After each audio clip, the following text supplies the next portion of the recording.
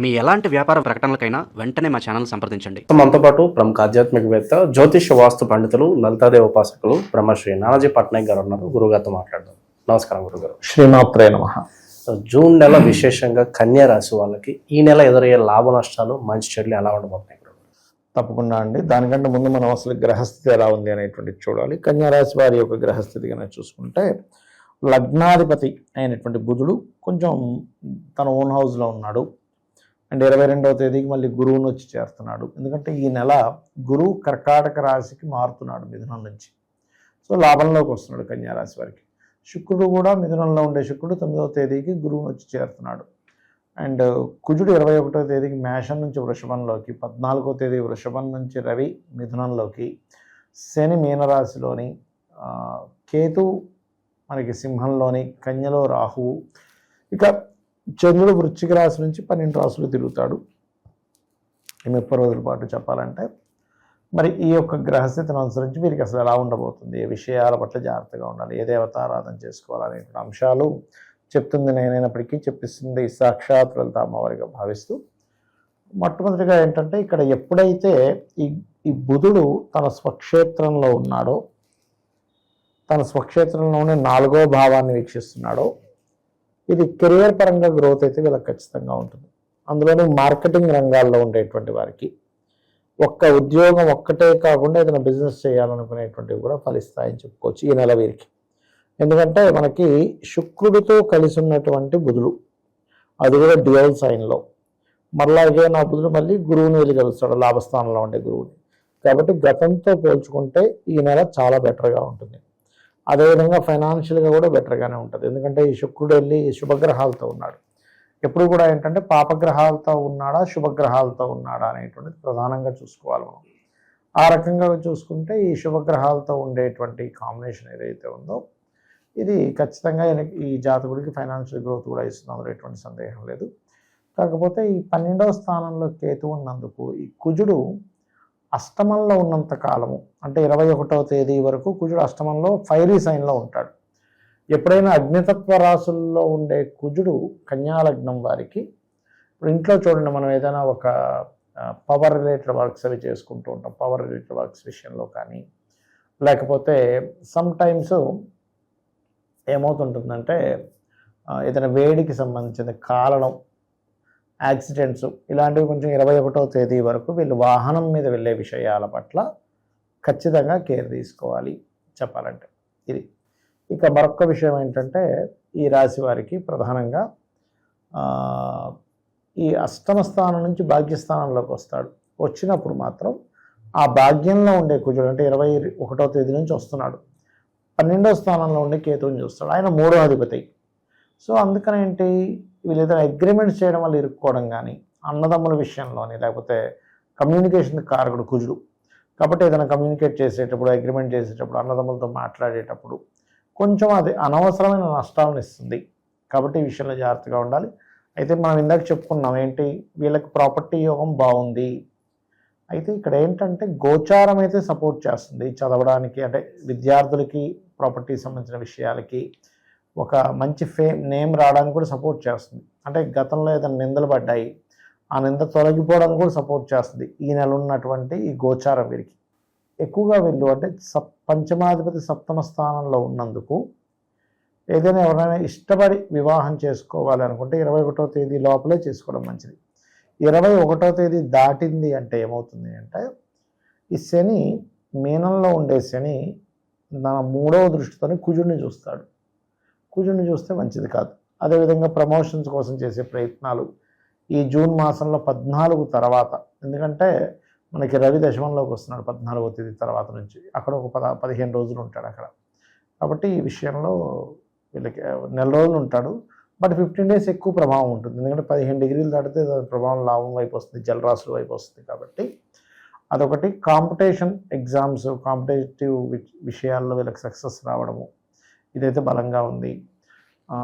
గతంలో ఎప్పుడో ఇష్టపడ్డారు ఫలానా వ్యక్తిని వివాహం చేసుకోవాలని, అలా ఇష్టపడిన వారిని ఇప్పుడు మళ్ళీ వాళ్ళు రావడం, వివాహం చేసుకుంటారని ఇలాంటివి బలంగా చూపిస్తున్నాయి. అయితే ఇక్కడ మనం ఇంకొక విషయం ఏంటంటే, చతుర్థ భావం మీద 2 శుభగ్రహాల దృష్టి ఉంది అన్నప్పుడు ఏంటంటే, ప్రధానంగా అది ఎటువంటి రిజల్ట్ ఇస్తుంది?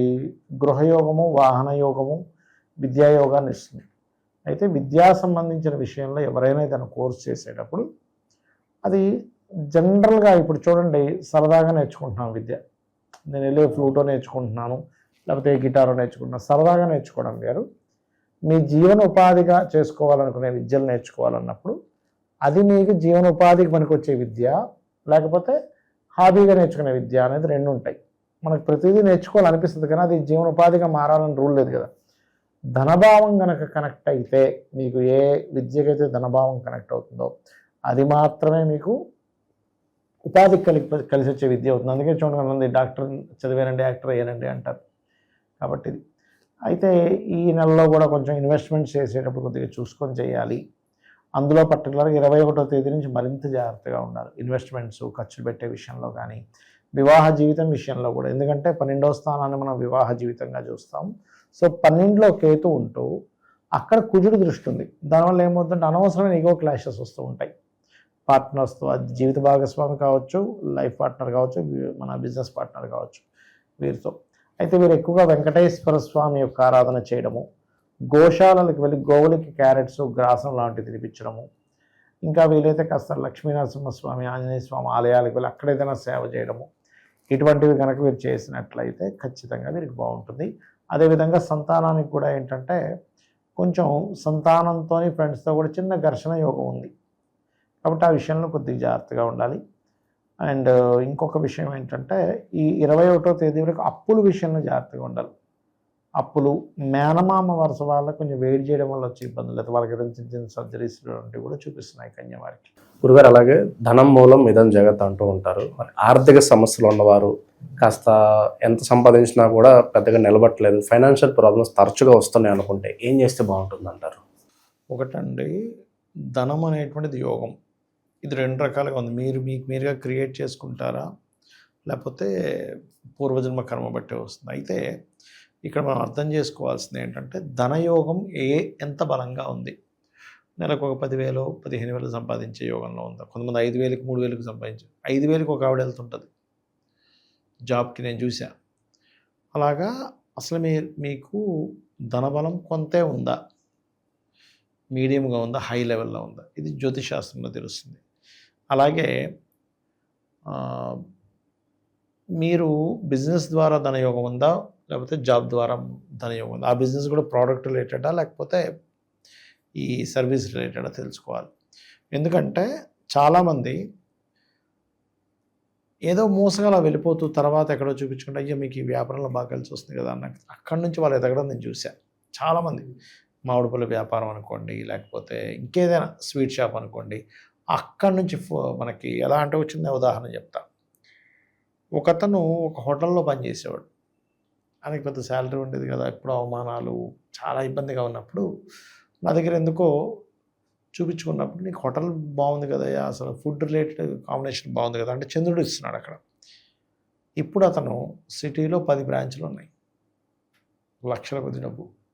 అప్పుడు శాలరీకి సినిమాకి వెళ్ళాలంటే కూడా ఆలోచించేవాడు, అమ్మ ఇప్పుడు ఈ సినిమాకు 200 రూపాయల టికెట్ అవసరమా అని. ఇదంతా ఒక స్పామ్ ఆఫ్ 6-7 ఇయర్స్లో జరిగిన మార్పు ఇదంతా కూడా ఆ రకంగా అనమాట. సో కాబట్టి ఇది అయితే ఇక్కడ ఏంటంటే ఎవరికైనా ఫైనాన్షియల్ గ్రోత్ బాగా రావాలి, అసలు లగ్నం కూడా తెలియదు, ఏం తెలియదు అంటే మాత్రం 2 నామాలు 48 నిమిషాలు చేయాలి. ముహూర్త కాలము అంటారు 48 నిమిషాలు. ఎందుకు 48 నిమిషాలు చేయాలంటే 20 నిమిషాలు కాదా అంటే నేను ఒకటే అడుగుతాను. ఇప్పుడు మీరు అన్నం వండుకుంటారు కదా, కుక్కర్లో ఒక 20 నిమిషాలు అయితేనే అన్నం ఉడుకుతుంది. 10 నిమిషాలుగా తీసేస్తానంటే ఉడకదు. అది ఏదైనా ఒక సమయం అనేది ఉంటుంది. ముహూర్త కాలం ఈజ్ మోస్ట్ ఇంపార్టెంట్. వీళ్ళు ఓం సంపత్కరీ సమారూఢ సింధుర వ్రజ సేవితాయ నమః, ఓం ధర్మాధ్యక్ష ధనాధ్యక్ష ధనధాన్యం వివర్ధిని నమః. ఈ 2 నామాలు ఎవరైతే 48 నిమిషాలు చేస్తారో ఖచ్చితంగా వారికి ఫైనాన్షియల్ గ్రోత్ అనేటువంటిది అమ్మవారు ఇస్తుంది. అలాగే ఇక్కడ ఏంటంటే మీరు మెయిన్గా చదివేటప్పుడే చూసుకోవాలి, ఎడ్యుకేషన్ టైంలోనే అసలు ఏది ఎడ్యుకేషన్ చేస్తే ధనయోగం కలుగుతుంది అని. మీరు అది చేస్తుంటే ఆటోమేటిక్ డబ్బులు వస్తాయి. ఆ రకంగా ఏంటంటే ఈ 2 నామాలు చేయడము ప్లస్ దీంతో పాటు గోవులకు కాస్త తీపి చపాతీలు ఉంటాయి, అంటే మనకి తేనె పూసిన చపాతీలు, అవి కనుక తినిపించినట్లయితే కూడా ఫైనాన్షియల్గా మంచి గ్రోత్ ఉంటుంది. సో ఓవరాల్గా ఈ రాశి వాళ్ళు ఈ నెల ఎలాంటి జాగ్రత్తలు తీసుకోవాలి మంచి విశ్లేషణ అందించారు. ధన్యవాదాలు. శ్రీమాత్రే నమః.